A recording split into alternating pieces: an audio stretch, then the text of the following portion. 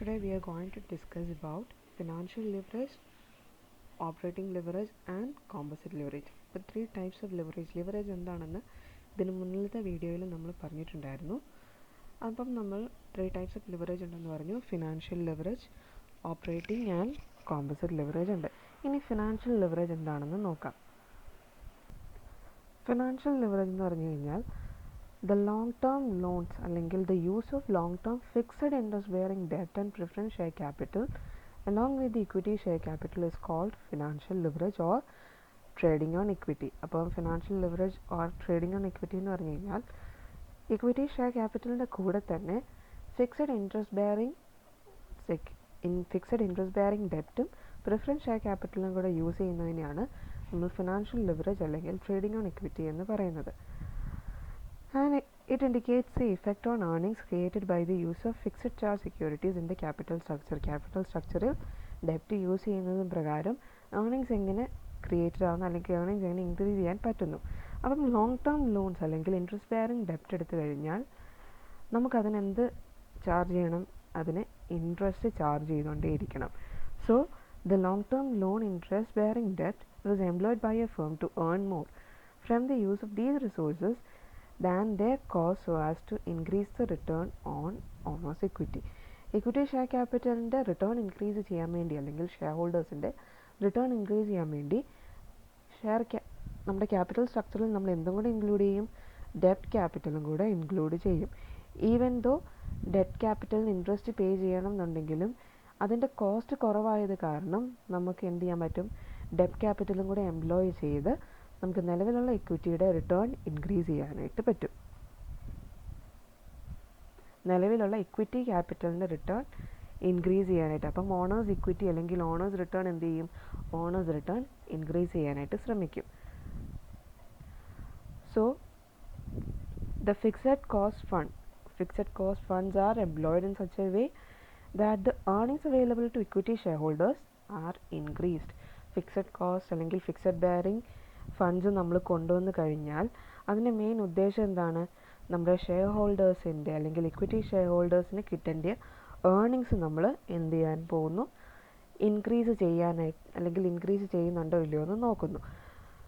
And നമുക്കറിയാം fixed interest bearing ഡെപ്റ്റ് കൊണ്ടുവന്ന് കഴിഞ്ഞാൽ നമ്മളതിന് ഇൻട്രസ്റ്റ് പേ ചെയ്യണം.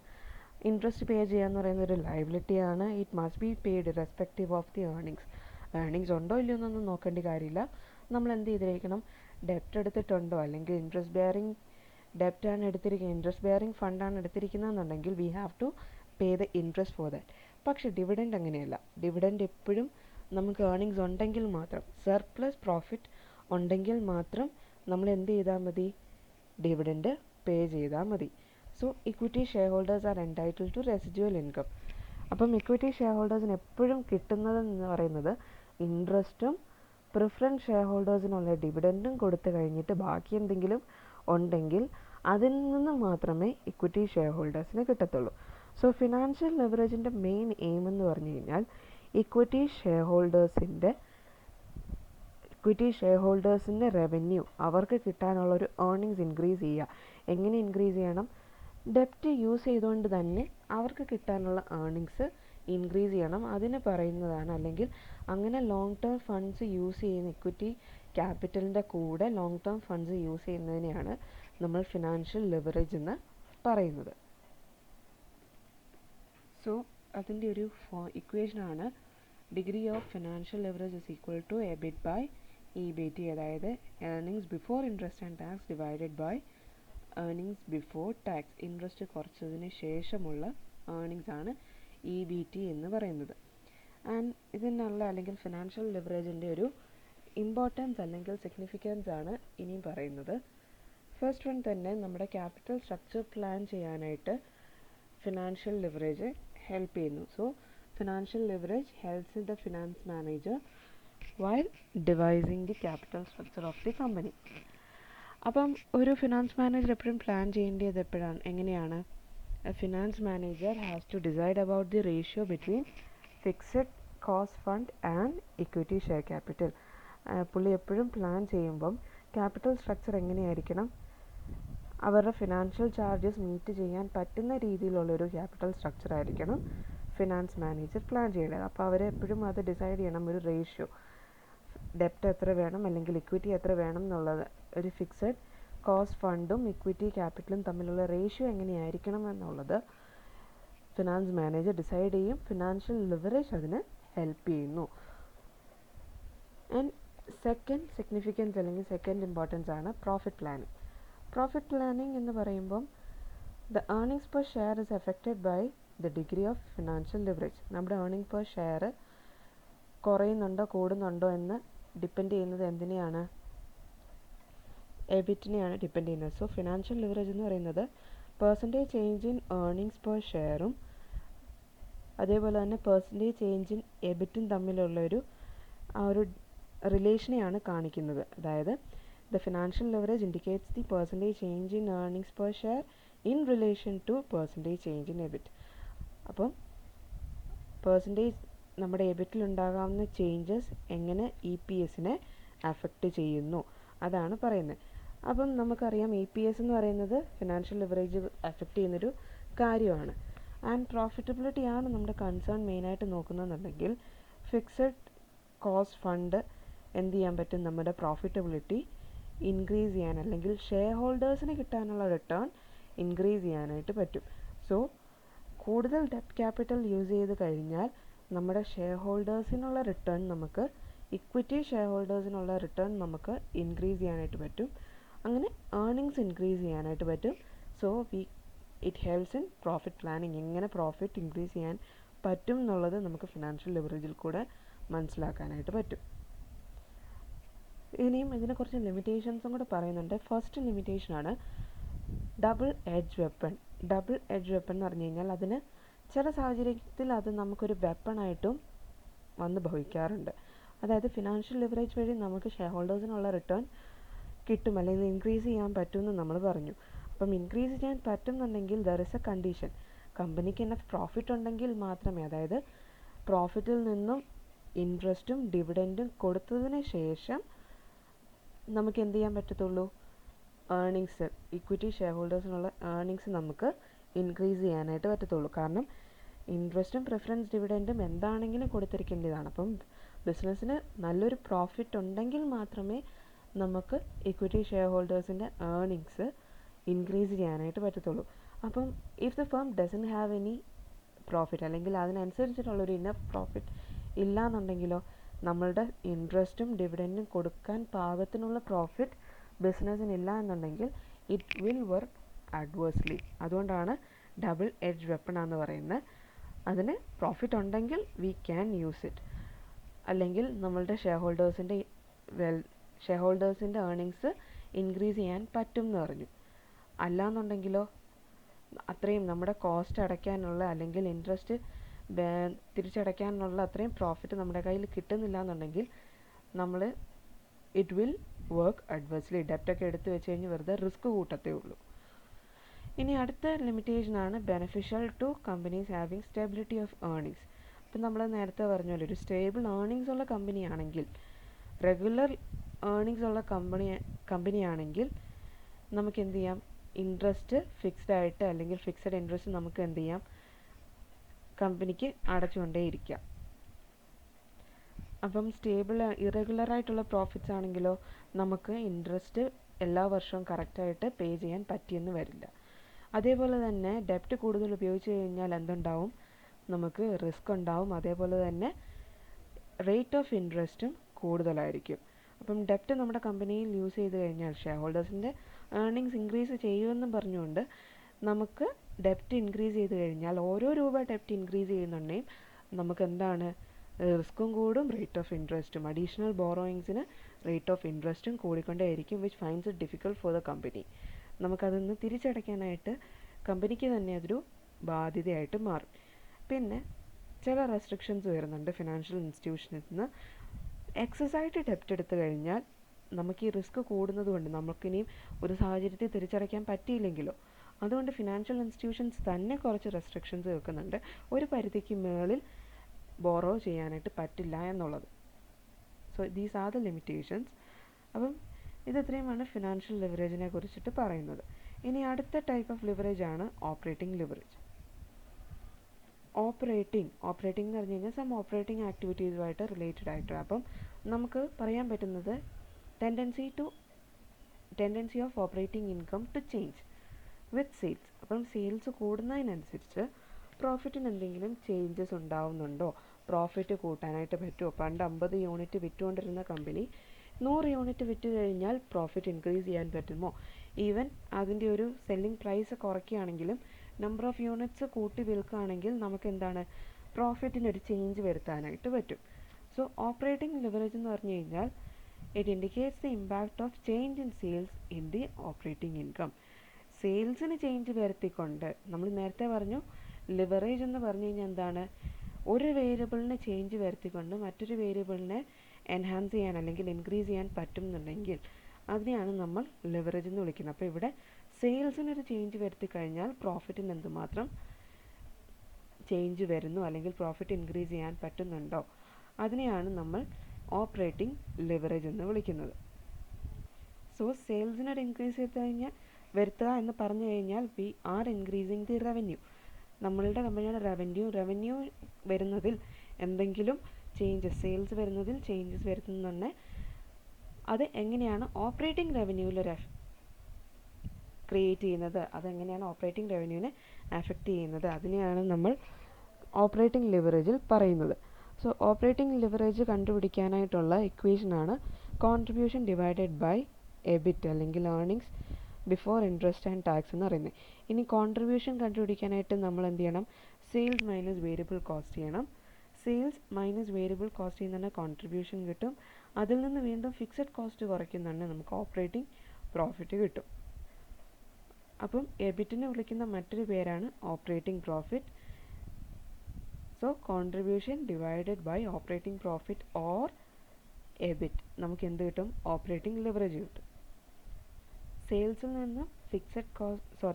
നിന്നും വേരിയബിൾ കോസ്റ്റ് കുറച്ച് കഴിഞ്ഞാൽ കിട്ടുന്ന കോൺട്രിബ്യൂഷൻ നമുക്ക് അടയ്ക്കേണ്ടതായ ഫിക്സഡ് ഇൻട്രസ്റ്റ് ബെയറിംഗ് അല്ലെങ്കിൽ ഫിക്സഡ് കോസ്റ്റുകളെക്കാട്ടിലും കൂടുതലാണെങ്കിൽ, അതായത് കോൺട്രിബ്യൂഷൻ ഫിക്സഡ് കോസ്റ്റിനെക്കാട്ടിലും എക്സീഡ് ചെയ്യുകയാണെങ്കിൽ നമുക്ക് പറയാം we are having a favourable operating leverage എന്ന് പറയാം.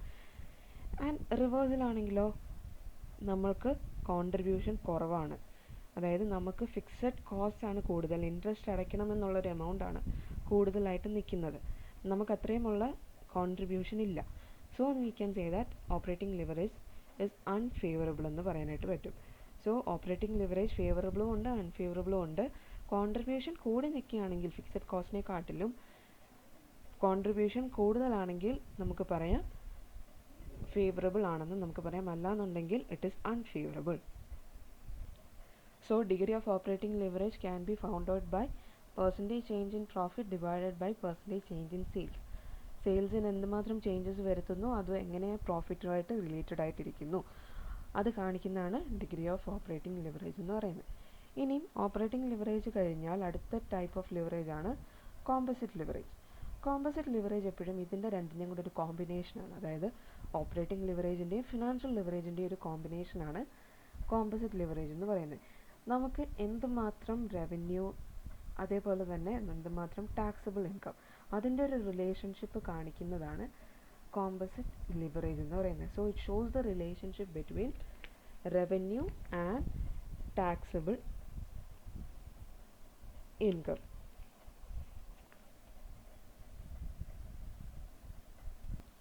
So we can say that it helps in finding out the resulting percentage change in taxable income on account of percentage change in sales. അപ്പം സെയിൽസിൽ ഉണ്ടാകാവുന്ന changes എങ്ങനെയാണ് taxable ഇൻകത്തിൽ change അതെങ്ങനെയാണ് വരുന്നത്. ഇപ്പം percentage change in taxable income on account of percentage change in sales ഉണ്ടാകുന്ന changes എങ്ങനെയാണ് taxable ഇൻകത്തിൽ effect ചെയ്യുന്നത് അതിനെയാണ് നമ്മൾ കോമ്പോസിറ്റ് ലിവറേജ് എന്ന് പറയുന്നത്. So it focus attention on the entire income of the concern.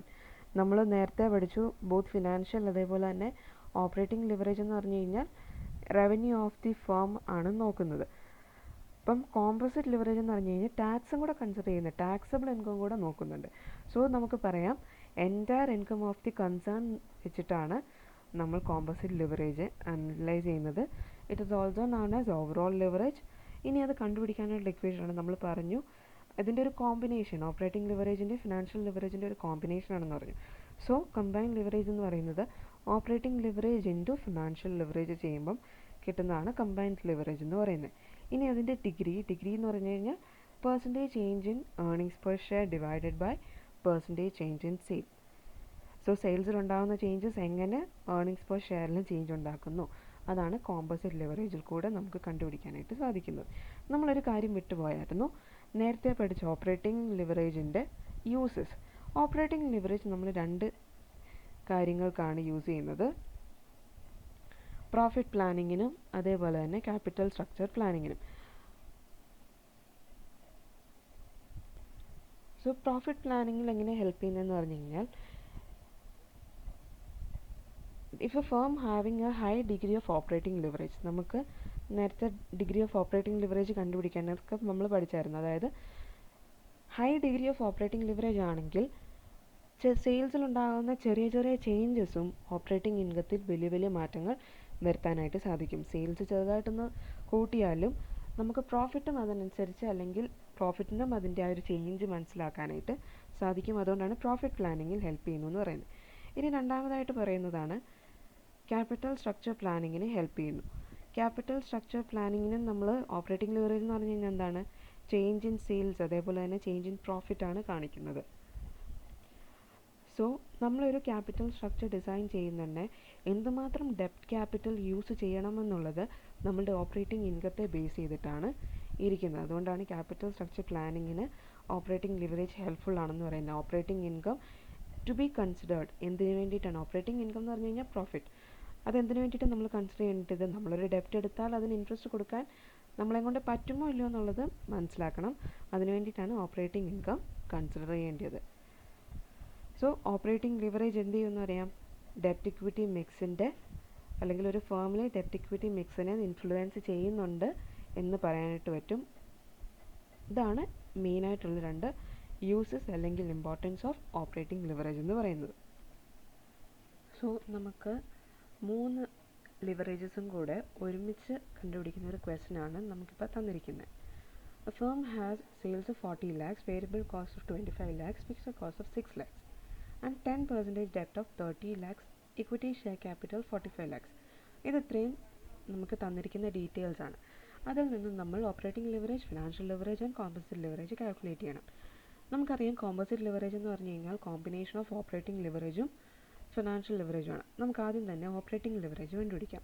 Operating ലിവറേജിനുള്ള ഇക്വേഷനാണ് contribution by EBIT എന്ന് പറയുന്നത്.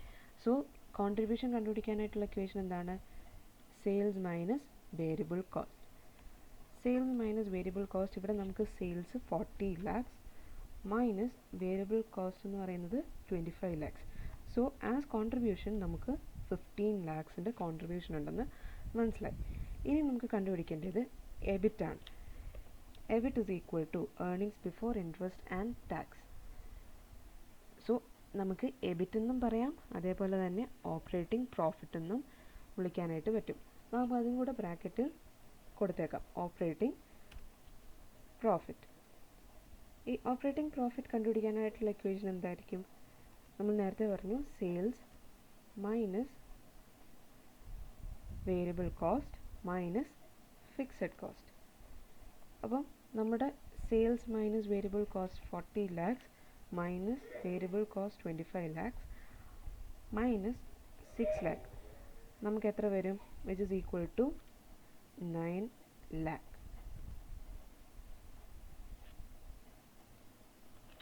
9 lakhs വരും എന്തായിട്ട്, എബിറ്റ് ആയിട്ട് അല്ലെങ്കിൽ ഓപ്പറേറ്റിംഗ് പ്രോഫിറ്റ് ആയിട്ട് നമുക്ക് 9 lakhs കിട്ടും.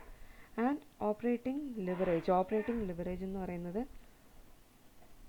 ഓപ്പറേറ്റിംഗ് ലിവറേജ് ഒന്നും കൂടെ നമുക്ക് എടുത്തെഴുതാം.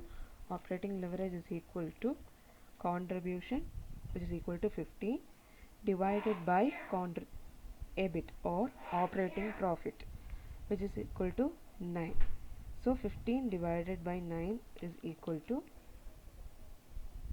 1.666 എന്ന് പോവും. നമുക്കതിനെ 1.67 എഴുതാം.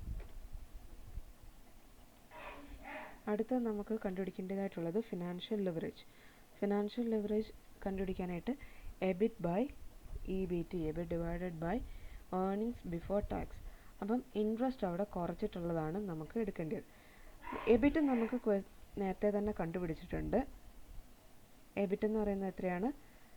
ഓപ്പറേറ്റിംഗ് പ്രോഫിറ്റ് എന്ന് പറഞ്ഞ് നമ്മൾ 9 lakhs rupees കണ്ടുപിടിച്ചിട്ടുണ്ടായിരുന്നു. സോ ഇവിടെ EBIT is equal to 9 lakhs itself.